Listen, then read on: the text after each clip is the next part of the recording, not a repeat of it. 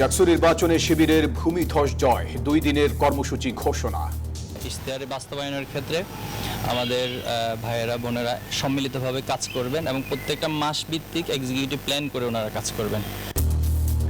বিভিন্ন দলের অভিনন্দন, বড় রাজনৈতিক দলের আচরণই নির্ধারণ করেছে জয় পরাজয়, বলছেন বিশ্লেষক। ক্যাম্পাসেও ছাত্র দলের অতি তৎপরতা, যেখানে একটা নেতিবাচক কিছু পয়েন্ট আছে তাদের, যেগুলোকে ক্যাশিং করা হয়েছে, ব্যবহার করা হয়েছে।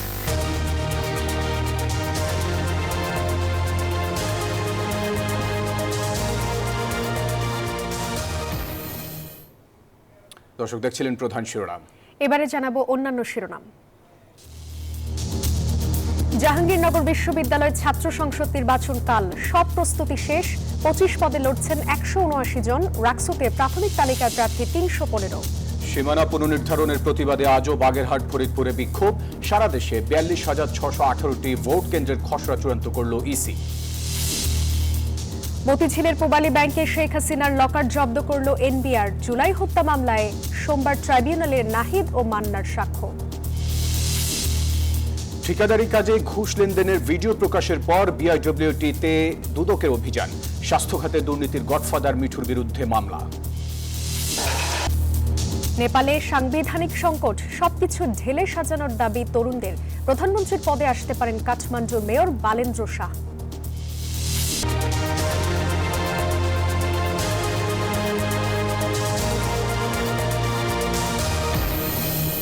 স্বাগত নিউজ 24 সংবাদে। সঙ্গে আমরা দুজন আছি, আমি জান্নাতুল সাদিয়া এবং আমি ফয়সাল মাহমুদ। দর্শক দেখছিলেন বিআরবি কেবলস সংবাদ শিরোনামগুলি। এবার বিস্তারিত।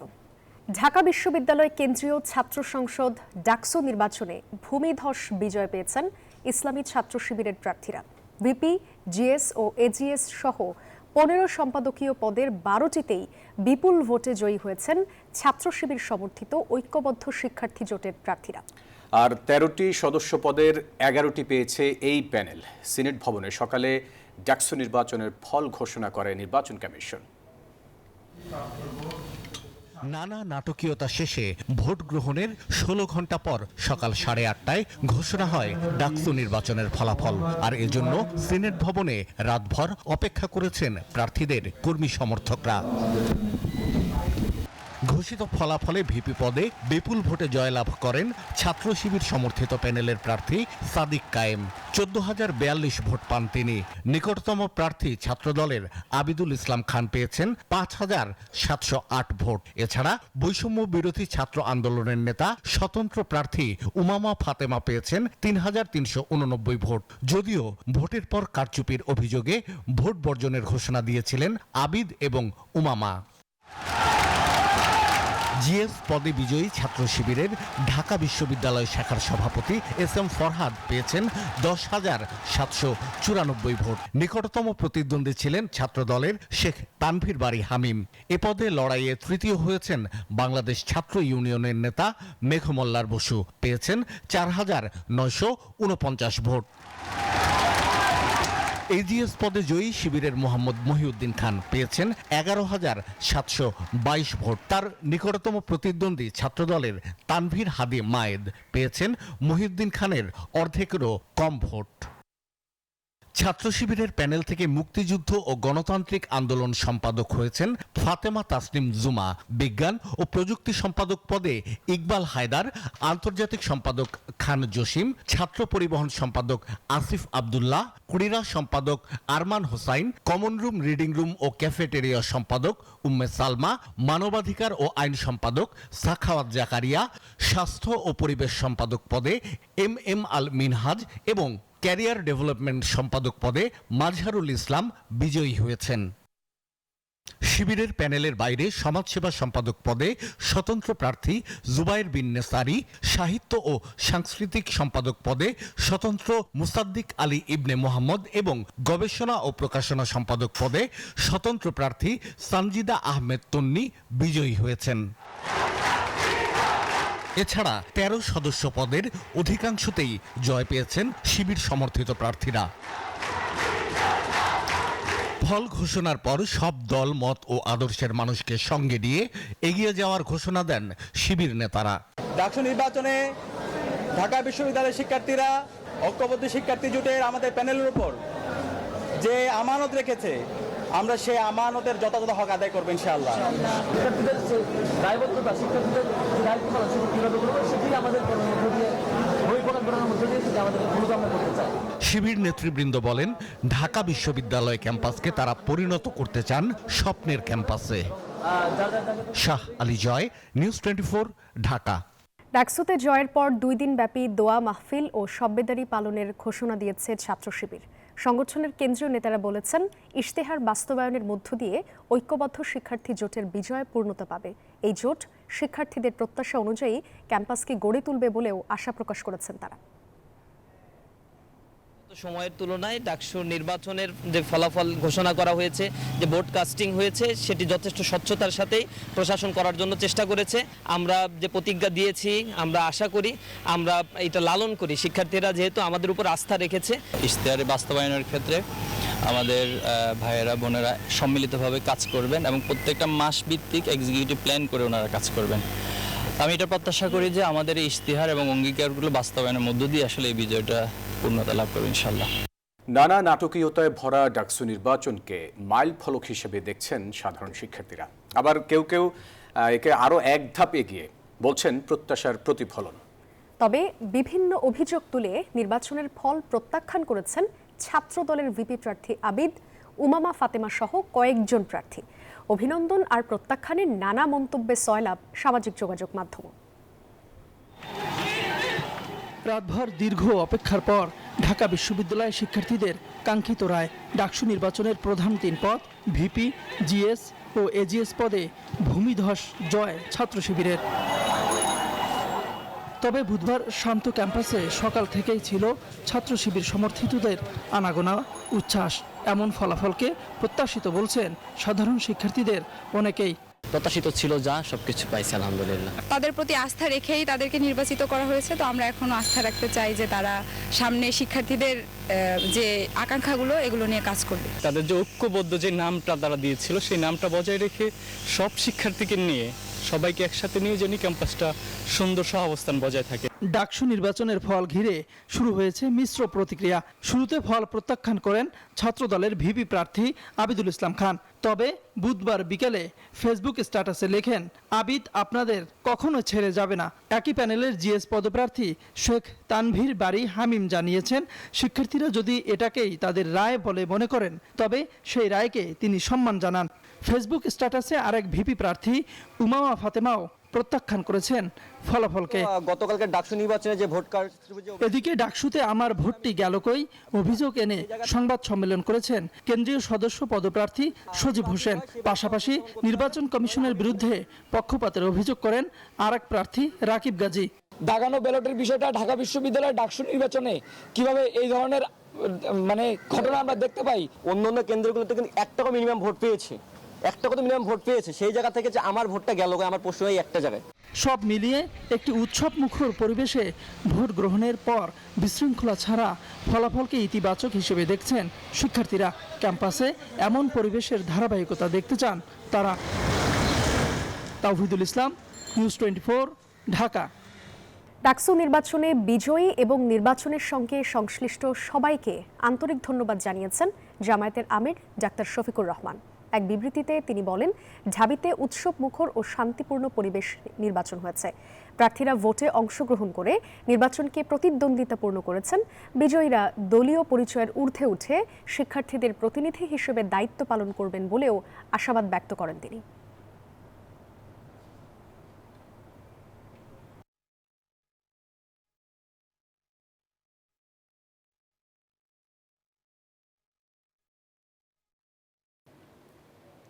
শিবির নয়, ডাকসুতে বিজয়ী হয়েছে ঐক্যবদ্ধ শিক্ষার্থী জোট। এমনটি মন্তব্য করে বিজয়ীদের অভিনন্দন জানিয়েছেন বিএনপি স্থায়ী কমিটির সদস্য সালাউদ্দিন আহমেদ। আর কমিটির আরেক সদস্য মির্জা আব্বাস বলেছেন, ডাকসুতে আওয়ামী লীগের সঙ্গে আঁতাত করে জয় পেয়েছে জামাত। নামে ছাত্র সংসদ নির্বাচনে অংশগ্রহণ করতে চায়নি, তার একটা উদ্দেশ্য তো অবশ্যই আছে। যারা আজকে জয়ী হয়েছে তাদের দেখলাম প্যানেলটা ছিল ঐক্যবদ্ধ শিক্ষার্থী জোট। সেই ব্যানারে যারা জয়ী হয়েছে আমি আবারও ব্যক্তিগতভাবে তাদেরকে অভিনন্দন জানাই। আওয়ামী লীগ যাতে ক্ষমতায় আসতে না পারে, আওয়ামী লীগ ঠেকান সবসময়, যে আওয়ামী লীগ আসলে সবাইকে কুচুকাটা করবে, এটা তাদের ডায়লগ। আমরা সেভাবেই চললাম, আর তবে তবে আওয়ামী লীগের সঙ্গে আঘাত করে ছাত্রলীগের সকল ভোট জানাতে। ডাকসু নির্বাচন ঘিরে দলগুলোর সৌহার্দ্যপূর্ণ আচরণ প্রশংসনীয়। দুপুরে ঢাকা রিপোর্টার্স ইউনিটিতে এক আলোচনা সভায় এই কথা বলেন বিপ্লবী ওয়ার্কার্স পার্টির সভাপতি সাইফুল হক। এদেরকে মতাদর্শিকভাবে, রাজনৈতিকভাবে, সাংগঠনিকভাবে বুকে পিঠে কোলে করে দশকের পর দশক আপনারা তৈরি করেছেন। সে ব্যাপারে আপনার আত্মসমালোচনা কি? সে ব্যাপারে আপনাদের আত্মজিজ্ঞাসা কি? এখন বলছেন দক্ষিণপন্থাটা উত্থান হয়েছে, সেটা যেন দায়িত্ব যেমন আওয়ামী লীগের রয়েছে, সে দায়িত্ব যারা এখন দক্ষিণপন্থার উত্থানের বিপদের কথা বলছেন তাদেরও দায়িত্ব রয়েছে। বড় রাজনৈতিক দলের আচরণই ডাকসু নির্বাচনে তাদের ছাত্র সংগঠন মনোনীত প্রার্থীদের জয় পরাজয় নির্ধারণ করেছেন, এমনটি মনে করছেন রাজনৈতিক বিশ্লেষকরা। এছাড়া সুসংগঠিত প্রচেষ্টা ছাত্র শিবিরের জয়ে বড় ভূমিকা রেখেছে বলেও মত তাদের। বলছেন প্রস্তুতির সময়ে প্রার্থীদের আচরণ এবং ক্যাম্পাসে বড় ছাত্র সংগঠনের কর্মকাণ্ডের ইতিহাসও বড় প্রভাব ফেলেছে। তাওহিদুল ইসলামকে সাথে নিয়ে মাসুদ সুমন জানাচ্ছেন বিস্তারিত। আওয়ামী লীগের ১.৫ দশকের শাসনে দেশে ভেঙে পড়ে নির্বাচন ব্যবস্থা। আস্থা সংকটে ভোট থেকে মুখ ফিরিয়ে নেয় দেশের মানুষ। তবে নতুন পরিস্থিতিতে ডাকসু নির্বাচনে হল পর্যায়ে সর্বোচ্চ ৮৮% ভোট পড়েছে। সারা দেশের নজরে থাকা এ নির্বাচনে নিরঙ্কুশ বিজয়ের ইতিহাস তৈরি করেছে ইসলামী ছাত্র শিবির। জুলাই আন্দোলনের মাত্র ১ বছর পরে এসে ভরাডুবি হয়েছে আন্দোলনের সবচেয়ে বেশি গৌরব ঘরে নেয়া বাকছাস। একইভাবে দেশের অন্যতম বড় রাজনৈতিক দল বিএনপির ছাত্র সংগঠন ছাত্রদল মনোনীত প্রার্থীরাও বিজয়ী হতে পারেনি, যদিও কারচুপির অভিযোগ এনে ফল প্রত্যাখ্যান করেছে ছাত্রদল মনোনীত প্রার্থীরা। রাজনৈতিক বিশ্লেষকরা বলছেন ভোটের যে ফল এসেছে অন্যতম কারণ জুলাই পরবর্তী সময়ে রাজনৈতিক দলগুলোর আচরণ। বিএনপির ইমেজ হয়তো ছাত্রদলকে এফেক্ট করতে পারে, যে কারণ ছাত্ররা তো একটা ছাত্র সংগঠনকে ওইভাবে দেখতে অভ্যস্ত, যেটা বিএনপির সংগঠন, তাই না? সুতরাং বিএনপির ইমেজ ছাত্রদলকেও ক্ষতিগ্রস্ত করতে পারে। আরেকটা হতে পারে তাদের মধ্যে বেশি ওভার কনফিডেন্স। যদি জুলাই আন্দোলনে প্রভাব ফেলে তাহলে কিন্তু ভোটের ধরন এরকম হয় না। আমার কাছে মনে হচ্ছে জুলাই আন্দোলন পরবর্তী সময়ে প্রত্যেকের ক্যারেক্টার শিক্ষার্থীরা চুলচারা বিশ্লেষণ করেছেন। তারা মনে করেন ঢাকা বিশ্ববিদ্যালয়ে ছাত্র শিবিরের এমন বিজয়ের পেছনে তাদের প্রার্থীদের দীর্ঘদিনের প্রস্তুতি, সংগঠন মনোনীত প্রার্থীদের জন্য ঐক্যবদ্ধ প্রচেষ্টা, ভাসমান ভোটারদের মন জয় করা, ভোটারদের সাথে প্রার্থীর সাবলীল আচরণ ব্যাপক ভূমিকা রেখেছে। মানে সাদিকের কথাবার্তা বক্তৃতার মধ্যে একটা সাবলীলতার বিষয় আছে, আর আবিদের মধ্যে একটা উত্তেজনার বিষয় বেশি কাজ করে। এটা একটা বড় জিনিস মানুষকে টানার। এগুলো হলো মানে কমিউনিকেশনের সাইড থেকে কে বেটার ক্যান্ডিডেট। আমার কাছে বেটার মনে হয়েছে সাদিক। তবে যে স্পৃহা নিয়ে জুলাই আন্দোলন শুরু হয়েছিল তা ধরে রাখতে না পারায় বাকছাসের পরাজয় হয়েছে বলে মনে করেন তারা। যারা নতুন দলগুলোর মধ্যে যারা আসছেন তাদেরকে আমি বলবো যে তাদের কাছে তাদের ব্যাপারে তো আমার মানে চিন্তা ছিল, আরো প্রত্যাশা ছিল যে তারা অন্তত একটা মানে গুরুত্বপূর্ণভাবে প্রতিদ্বন্দ্বী হয়ে উঠবেন। কে পাশ করবেন এটা আমি জানি না, কিন্তু তাদের মধ্যে খুব ভালো প্রতিদ্বন্দ্বিতা হবে ভাবছিলাম সবার মধ্যেই। কিন্তু এই প্রতিদ্বন্দ্বিতা না হওয়ার কারণ কি এবং জুলাই এত গুরুত্বপূর্ণ হয়ে উঠলো না কেন, এটা খুব ইম্পর্টেন্ট। এই দুই অধ্যাপক মনে করেন ঢাকা বিশ্ববিদ্যালয়ে বিগত সময়ে বড় রাজনৈতিক দলের ছাত্র প্রতিনিধিদের ইতিহাসও নতুন নেতৃত্ব বাছাইয়ে ভূমিকা রেখেছে। মাসুদ সুমন, নিউজ 24, ঢাকা। দীর্ঘ ৩৩ বছর পর আগামীকাল জাহাঙ্গীরনগর বিশ্ববিদ্যালয়ে কেন্দ্রীয় ছাত্র সংসদ ও হল সংসদ নির্বাচন অনুষ্ঠিত হতে যাচ্ছে। সব প্রস্তুতি প্রায় সম্পন্ন করেছে নির্বাচন কমিশন ও বিশ্ববিদ্যালয় প্রশাসন। বিভিন্ন গুরুত্বপূর্ণ ফটক সহ ঝুঁকিপূর্ণ এলাকায় মোতায়েন থাকছে ১,২০০ পুলিশ সদস্য। জাহাঙ্গীরনগর বিশ্ববিদ্যালয় কেন্দ্রীয় শিক্ষার্থী সংসদ নির্বাচন ঘিরে সরগরম ক্যাম্পাস। দীর্ঘ প্রতীক্ষিত এই নির্বাচন ঘিরে পুরো ক্যাম্পাসে বিরাজ করছে উৎসবমুখর পরিবেশ। জাকসু নির্বাচনে 25টি পদের বিপরীতে প্রতিদ্বন্দ্বিতা করবেন 179 প্রার্থী। মোট ভোটার সংখ্যা 11,897 জন। এবারের জাকসু নির্বাচনে মোট 21টি কেন্দ্রে বুথ থাকবে 224টি। 21 জন রিটার্নিং অফিসার ও 67 জন সহকারী পোলিং অফিসার দায়িত্ব পালন করবেন। বিশ্ববিদ্যালয়ের ভোট কেন্দ্রগুলোর প্রস্তুতি প্রায় শেষের দিকে। সবুজ কাপড় দিয়ে তৈরি করা হয়েছে বুথ। কেন্দ্রে কেন্দ্রে নেওয়া হয়েছে ব্যালট বক্স। দায়িত্বপ্রাপ্ত শিক্ষকরা প্রস্তুতির কাজ উপস্থিত থেকে তদারকি করছেন। ভোট মনিটরিং এর জন্য জাকসু নির্বাচন কমিশনের কার্যালয়ে থাকছে মনিটর। পাশাপাশি প্রতি ঘন্টায় ভোটের ফলাফল জানানোর জন্য ক্যাম্পাসের বেশ কটি পয়েন্টেও মনিটর স্থাপন করা হয়েছে। নির্বাচনটাকে যেন উৎসবমুখর করা যায়, একটা নিয়ন্ত্রণের মধ্যে, সুশৃঙ্খল পরিবেশ পরিস্থিতির মধ্যে এটাকে যেন সুষ্ঠু, নিরপেক্ষ, স্বচ্ছ এবং সবার কাছে গ্রহণযোগ্য করা যায়, সেজন্য আমরা আমাদের সামর্থ্যের মধ্যে যত ধরনের ব্যবস্থা নেওয়া উচিত সেগুলো নেওয়ার চেষ্টা করছি। এছাড়া বিশ্ববিদ্যালয়ের বিভিন্ন ফটক সহ গুরুত্বপূর্ণ এলাকায় 1200 পুলিশ সদস্য মোতায়েন রাখা হচ্ছে। স্ট্রাইকিং ফোর্স হিসেবে থাকবে সেনাবাহিনী। আমরা আশা করছি আইন শৃঙ্খলার দায়িত্বে যে সকল নিরাপত্তা বাহিনী আছেন, সকল নিরাপত্তা বাহিনী উপস্থিত থাকবেন এবং যদি কেউ কোনো কিছু করার চেষ্টা করে তাহলে অতি দ্রুত নিরাপত্তা বাহিনী আমাদের পরামর্শে ব্যবস্থা নেবেন। বৃহস্পতিবার 11 সেপ্টেম্বর সকাল 9টা থেকে 5টা পর্যন্ত জাকসু নির্বাচন অনুষ্ঠিত হবে। যাবে শিক্ষার্থীদের আশা একটি অবাধ, সুষ্ঠু ও অংশগ্রহণমূলক নির্বাচন অনুষ্ঠিত হবে। Desk report, news 24। জাকসু নির্বাচনের আরো খবর জানাতে যুক্ত হচ্ছেন আমাদের সহকর্মী নাজমুল হুদা। নাজমুল, কালকে তো ভোট, আর সব প্রস্তুতিও প্রায় সম্পন্ন হয়ে গেছে, কি পরিস্থিতি দেখছেন জানাবেন।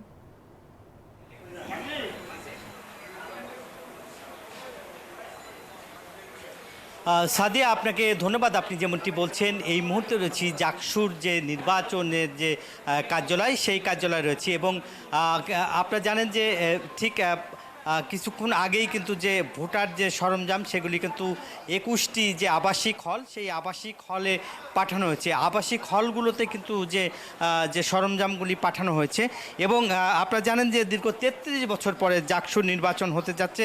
এরই মধ্যে কিন্তু 1800 আইন শৃঙ্খলা বাহিনী মোতায়েন করা হয়েছে, 4 স্তরে নিরাপত্তা জোরদার করা হয়েছে এবং এই জাকসুকে ঘিরে এই ক্যাম্পাসে যে 15টি গেট রয়েছে, সেই 15টি গেটে কিন্তু প্রায় 1800 আইন শৃঙ্খলা বাহিনী মোতায়েন রয়েছে এবং আপনারা জানেন যে জাকসুর 25টি পদে বিপরীত প্রতিদ্বন্দ্বী করবেন 179 জন। এর মোট ভোটার কিন্তু সংখ্যা এখন পর্যন্ত আমরা দেখেছি 11,897 জন ভোটার। এর মধ্যে এবারে জাকসু নির্বাচনের 21টি হলের বুথ কিন্তু 224টি বুথ এবং 21 জন রিটার্নিং অফিসার, 67 জন পুলিং অফিসার এবং সহকারী 67 জন অফিসার দায়িত্ব পালন করবেন। এছাড়াও এই বিশ্ববিদ্যালয়ে গুরুত্বপূর্ণ যেসব ফটকগুলি রয়েছে, সেসব ফটকগুলিতে যে সেনাবাহিনীর কাছে তারা আবেদন চেয়ে একটি পত্র দিয়েছে, সেটার জন্য সেনাবাহিনী মোতায়েন থাকবে বলে আমাদেরকে নিশ্চিত করেছেন। এরই মধ্যে রিটার্নিং অফিসার মনিরুজ্জামান আমাদেরকে জানিয়েছেন যে সব ধরনের প্রস্তুতিই নেওয়া হয়েছে এবং ঠিক সকাল 9টার মধ্যেই কিন্তু যে ভোট গ্রহণ শুরু হবে, একদম টানা 5টা পর্যন্ত এককভাবে ভোট গ্রহণ চলবে এবং প্রতি ঘন্টায় ঘন্টায় কতগুলি যে মনিটরিং করা হবে এবং সেই মনিটরিং টিভি বসানো হয়েছে, সেখান থেকে প্রতি ঘন্টায় ঘন্টায় আপডেট দেওয়া হবে কত % ভোট কাস্ট হলো। এই ছিল আমার কাছে জাকসু নির্বাচনের সর্বশেষ তথ্য। ফিরে যাচ্ছি স্টুডিওতে। নাজমুল, ধন্যবাদ আপনাকে। রাজশাহী বিশ্ববিদ্যালয় কেন্দ্রীয় ছাত্র সংসদ নির্বাচনে 315 জনের প্রাথমিক প্রার্থী তালিকা ঘোষণা করা হয়েছে। বৃহস্পতিবার প্রাথমিক তালিকা সম্পর্কে প্রার্থীদের আপত্তি গ্রহণ ও নিষ্পত্তি করা হবে। মনোনয়ন প্রত্যাহারের শেষ তারিখ 13 সেপ্টেম্বর। চূড়ান্ত প্রার্থী তালিকা ঘোষণা 14 সেপ্টেম্বর। নির্বাচনের ভোট গ্রহণ অনুষ্ঠিত হবে আগামী 25 সেপ্টেম্বর। এবার গিগাবাইটের সৌজন্যে এশিয়া কাপের খবর।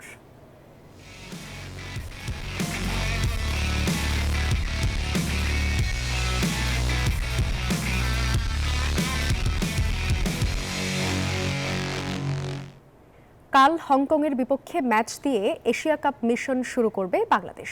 ম্যাচের আগে আজ বাংলাদেশ সময় রাত 10টায় অনুশীলনে নামবে টাইগাররা। গেল রোববার এশিয়া কাপ খেলতে লিটন তাসকিনরা আরব আমিরাতে পৌঁছান। সেখানে একদিন বিশ্রাম শেষে জিম সেশনে অংশ নেয় টাইগাররা। এরপর গতকাল সন্ধ্যায় মাঠের অনুশীলনে ঘাম ঝরায় লিটন দাসের দল। এর আগে এশিয়া কাপের ক্যাপ্টেন্স মিটে কথা বলেন টাইগার অধিনায়ক লিটন দাস। সেখানে তিনি জানিয়েছিলেন নিজেদের সেরাটা দিতে মানসিকভাবে প্রস্তুত রয়েছে বাংলাদেশ।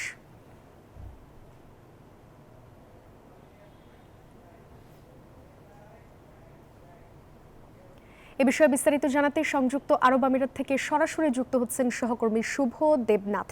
শুভ, কাল তো হংকংয়ের বিপক্ষে ম্যাচ দিয়ে টাইগারদের এশিয়া কাপ মিশন শুরু হচ্ছে, তো তার আগে আজকে বাংলাদেশ দলের কি কি পরিকল্পনা রয়েছে জানাবেন?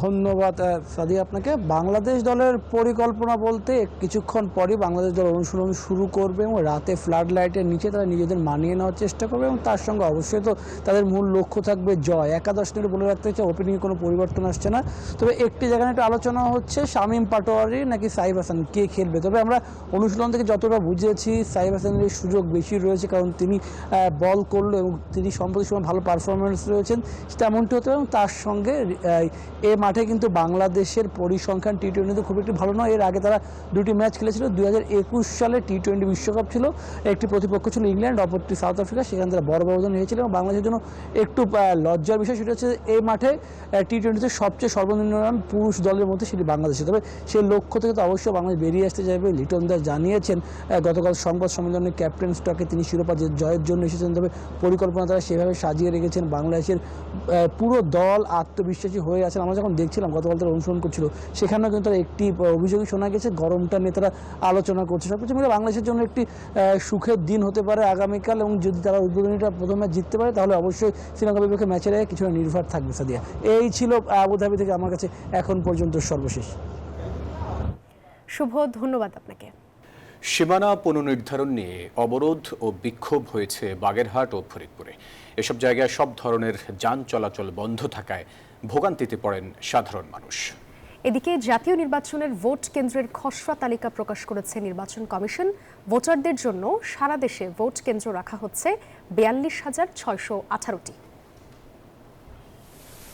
বাগেরহাটে চলছে 48 ঘন্টার হরতাল। বুধবার সকাল 6টা থেকে যা চলবে বৃহস্পতিবার সন্ধ্যা 6টা পর্যন্ত। বিভিন্ন সড়কে আগুন জ্বালিয়ে ও গাছের গুঁড়ি ফেলে প্রতিবন্ধকতা তৈরি করেছে বিক্ষোভকারীরা। মিছিল করেছে বিএনপি ও জামায়াতের কর্মীরা। বন্ধ করেছে সব ধরনের পরিবহন চলাচল। এতে চরম ভোগান্তিতে পড়েছে সাধারণ মানুষ। বিক্ষোভকারীদের দাবি বাগেরহাটে আগের মতোই রাখতে হবে 4টি সংসদীয় আসন। যদিও একটি আসন কমিয়ে বাগেরহাটে এবার 3টি আসনে নির্বাচন করার চূড়ান্ত সিদ্ধান্ত নিয়েছে নির্বাচন কমিশন। গাজীপুরে বাড়ানো হয়েছে 1টি আসন। সীমানা পুনর্নির্ধারণের এই সিদ্ধান্তে ক্ষুব্ধ বাগেরহাটবাসী। অন্যদিকে ফরিদপুর 4 আসনের সীমানা পুনর্বিন্যাসের প্রতিবাদে টানা দ্বিতীয় দিনের মতো ভাঙ্গা উপজেলার বিভিন্ন স্থানে সড়ক অবরোধ করে স্থানীয়রা। তাদের অভিযোগ, ফরিদপুর 4 আসনের 2টি ইউনিয়ন কেটে অন্য আসনে দেওয়া হয়েছে। এটি বাতিল না করা হলে অবরোধ কর্মসূচি চালিয়ে যাওয়ার ঘোষণা দেন তারা। এদিকে আগামী সংসদ নির্বাচনকে সামনে রেখে ভোট কেন্দ্রের খসড়া তালিকা প্রকাশ করেছে নির্বাচন কমিশন। বুধবার আগারগাঁওয়ে নির্বাচন কমিশনে ইসি সচিব জানান, সারা দেশে এবার মোট ভোটার 12,61,61,201 জন, যাদের জন্য রাখা হয়েছে 42,618টি ভোট কেন্দ্র। প্রত্যেকটা কেন্দ্রে 600 ভোটারের জন্য একটা কক্ষ পুরুষ ভোটার এবং মহিলা 500 ভোটারের জন্য একটা কক্ষ। এই হিসাবে পুরুষ ভোটার কক্ষের সংখ্যা ধরা হয়েছে 1,14,939 আর মহিলা 1,29,107। এই সর্বমোট 2,44,046। ভোট কেন্দ্র নিয়ে দাবি আপত্তির আবেদন করা হবে 25 সেপ্টেম্বর পর্যন্ত। নিষ্পত্তি হবে 12 অক্টোবর আর চূড়ান্ত ভোট কেন্দ্রের সংখ্যা জানানো হবে 20 অক্টোবর। অন্তরা বিশ্বাস, নিউজ 24, ঢাকা। ঠিকাদারি কাজে ঘুষ লেনদেনের ভিডিও প্রকাশের পর বিআইডব্লিউটিএতে অভিযান চালিয়ে দুর্নীতির প্রমাণ পেয়েছে দুর্নীতি দমন কমিশন। এতে প্রতিষ্ঠানটির অতিরিক্ত পরিচালক আব্দুর রহিম সহ কয়েকজন কর্মকর্তার একটি সিন্ডিকেটের সন্ধান মিলেছে বলেও দাবি সংস্থাটির। এদিন অবৈধ সম্পদ অর্জনের অভিযোগে স্বাস্থ্য খাতের আলোচিত ঠিকাদার মিঠুর বিরুদ্ধে মামলা করেছে সংস্থাটি।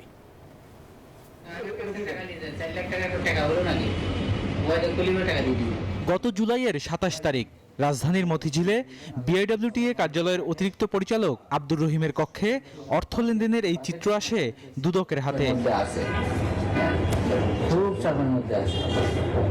এই ভিডিওর সূত্র ধরে বুধবার সরকারি এই প্রতিষ্ঠানে অভিযানে যায় দুদক। এ সময় জেরার মুখে সংশ্লিষ্ট কর্মকর্তার সামনে অর্থ লেনদেনের বিষয়টি মূলত ঘুষ প্রদান বলে প্রাথমিক সত্যতা পাওয়ার কথা জানায় দুদক কর্মকর্তারা। একজন হচ্ছে বিআইডব্লিউটি এর অফিসার নারায়ণগঞ্জের আর কি সিপিএস ওবায়দুল করিম খান আর কি, আর টাকা দিচ্ছে বিনা আর কি। সে ঠিকাদারি প্রতিষ্ঠান মানে ঠিকাদারি কাজ করে আর কি, বা হচ্ছে অন্যদেরকে কাজ পাইয়ে দেওয়ার ব্যবস্থা করে। তার দাবি মতে এটা হচ্ছে তাদের ব্যবসায়িক লেনদেন, কিন্তু আমরা তাকে বলেছি যে ব্যবসায়িক লেনদেন অফিসে হওয়ার কথা না আর কি, বাইরে হওয়ার কথা, কিন্তু সেটার সে কোনো সদুত্তর দিতে পারেনি।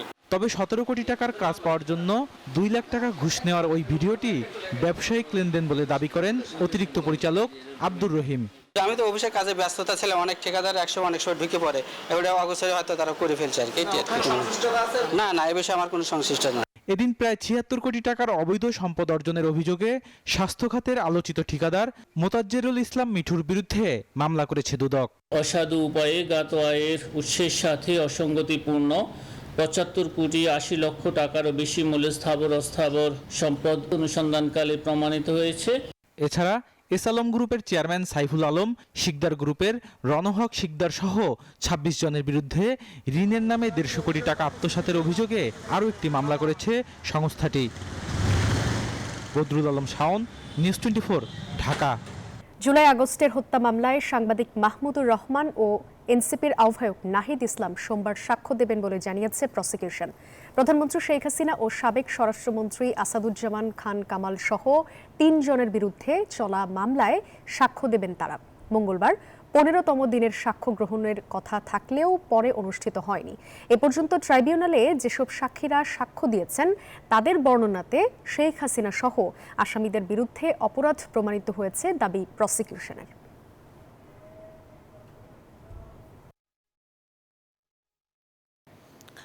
এবারে মধুমতি ব্যাংক পিএলসি অর্থ বাণিজ্য সংবাদ।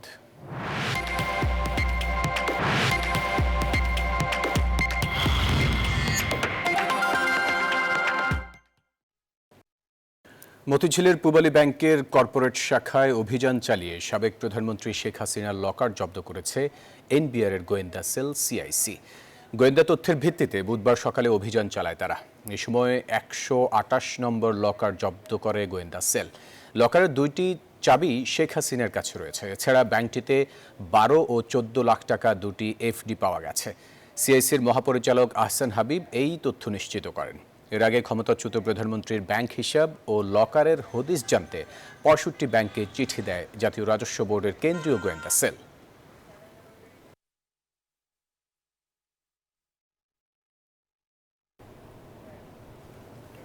জাতীয় স্বার্থে শুধুমাত্র সংসদ অর্থ বিলের মাধ্যমে কর অব্যাহতির বিষয় বিবেচনা করতে পারবে। একবারে অপরিহার্য না হলে কর অব্যাহতি দেওয়া হবে না। বুধবার জাতীয় রাজস্ব বোর্ডের মিট দ্য বিজনেস অনুষ্ঠানে এনবিআর এর চেয়ারম্যান এসব কথা বলেন। তিনি বলেন, কর আইনে অসঙ্গতি আছে, এটি ঠিক করতে মাঠ পর্যায়ে ব্যবসায়ীদের কথা শুনবে এনবিআর। কর প্রদানে ভোগান্তি কমাতে অটোমেশন করা হবে শতভাগ। করনীতি ও প্রশাসনিক সংস্কার নিয়ে ব্যবসায়ীদের সঙ্গে উন্মুক্ত আলোচনায় বসেছে জাতীয় রাজস্ব বোর্ড এনবিআর। রাজধানীতে মিট দ্য বিজনেস অনুষ্ঠানে ব্যবসায়ীদের নানা দাবি ও সমস্যার জবাবে এনবিআর এর চেয়ারম্যান স্পষ্ট করেন, জাতীয় স্বার্থ ছাড়া অন্য কোনো কারণে কর অব্যাহতি দেওয়া হবে না। সত্যিকার অর্থে ব্যবসায়ীদের বেশিরভাগ দাবি দেওয়াই থাকে যে ট্যাক্স কমান, ট্যাক্স অ্যাডজাস্ট করেন।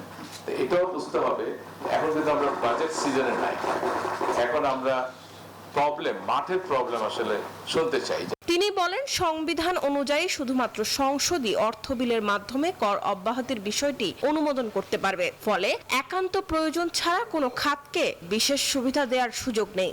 আপনাদেরকে যতটুকু সম্ভব সহনীয় করা এবং যে প্রবলেমগুলো দীর্ঘদিন ধরে আছে সেগুলোকে যতটুকু কমাতে পারা।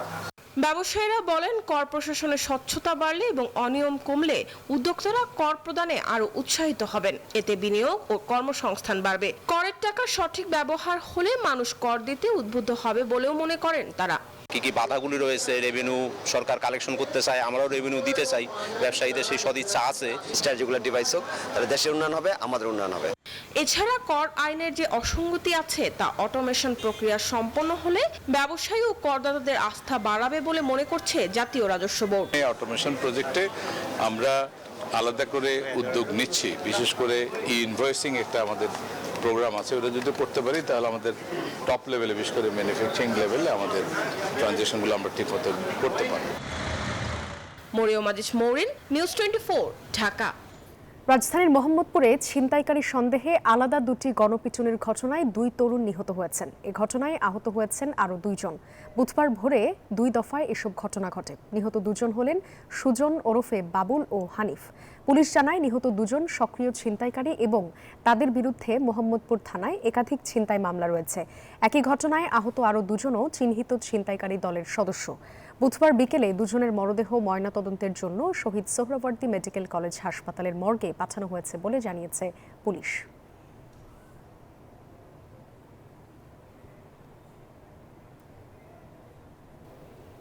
এই ছিল নিউজ 24 সংবাদে। এতক্ষণ সাথে থাকার জন্য ধন্যবাদ সবাইকে।